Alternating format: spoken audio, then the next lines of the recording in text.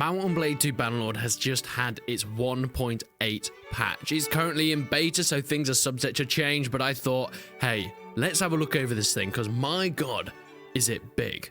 First of all, despite all the crashes and fixes, there are also a lot of content additions to the new 1.8 patch. Lots of performance has been added to the campaign, and there have been some good feedback about optimization being way better, especially on lower end systems. One of the most exciting new things are the new battle scenes. There are 4 new battle scenes and there are 6 new town scenes. You'll probably be seeing them on screen right now, but goddamn do they look cool. I mean, this is Epicatria. And look at the architecture. What a royal looking city is this? Of course, like any Bannerlord update, there's got to be new assets. We've got 5 new shoulder pieces for the Aserai, bronze scale shoulder guards, long sleeve bronze scale shoulder guards, bronze scale pauldrons, decorated bronze scale pauldrons, and some other ones. Jesus Christ, I was getting bored reading that. But it's not the Aserai that gets some love. The Vlandians are also getting some great new shoulder pieces and a new Empire cape, the heavy cloak. Oh, and just in case you wanted to end someone rightly, they're adding pommels to 16 existing maces, so you can meme your way to the victory in Calradia. But this is where the campaign starts to get a little bit more fleshed out. The game has now added in a ton of new cutscenes, and there is a lot here to get through.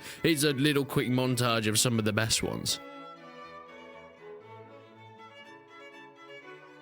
There are also a few more quests within the main storyline, and a new hero deaths in combat difficulty option. We now have 3 available options that can be changed during the gameplay. Disable all battle deaths, which means that when you go into battle and you inevitably get lanced in the heart, you're just going to be knocked out. You can disable battle deaths for player only, or you can enable battle deaths. Of course, it was only possible for your companions to potentially die, but now you, as a player, can be killed off. This will play into the heir system within Bannerlord. If you have a son or a daughter, you can take over as them. But if you don't, that's the end. You're finished. So if you're putting this difficulty setting on, make sure you know what you're doing. To support that though, we've had new armor effectiveness improvements. They've reduced the armor coefficiency from 100 to 50. In other words, 1 armor now provides 2 health points against blunt attacks. These changes increase the effectiveness of mid to late game armor against blunt damages, making it feel a little bit more of a meaningful investment. Something that I'm really happy that they've done. You're spending sometimes tens of thousands on this plate armor, and often you also just get a lucky shot to the neck and die instantly. And sometimes it doesn't feel all that worth it, so I'm really glad they've done that. Of course, it's still possible to do that,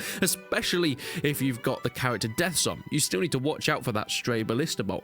However, now against blunt damage, you're going to feel like a bit of a god. All combat mechanic effects like knockdown, knockback, and dismounted are now decided using a standard and deterministic model. All weapons that can apply these combat mechanic effects have the relevant flag, like can knockdown or can dismount, making it a little bit more obvious at what weapons you're choosing for which battle. Maybe you really want to go the blunt damage because you want to become a prisoner trader. It's going to be much more obvious which ones that you can knock down the enemy and which ones are just going to knock them out straight away. Something that Bannerlord was actually missing are light crossbows. They are now within the game. You'd always start with them at the beginning of Warband, where it was a crossbow that could actually be reloaded on mounts or on the move, something that later crossbows just couldn't be done because, you know, they're big bulking things. Now you can do that within these light crossbows in Bannerlord. But it's this battle patch that I am very excited about. They've completely overhauled and improved the system for spawning in reinforcements within the battles themselves. Reinforcements will now always and automatically spawn near the deployment boundaries of the battle.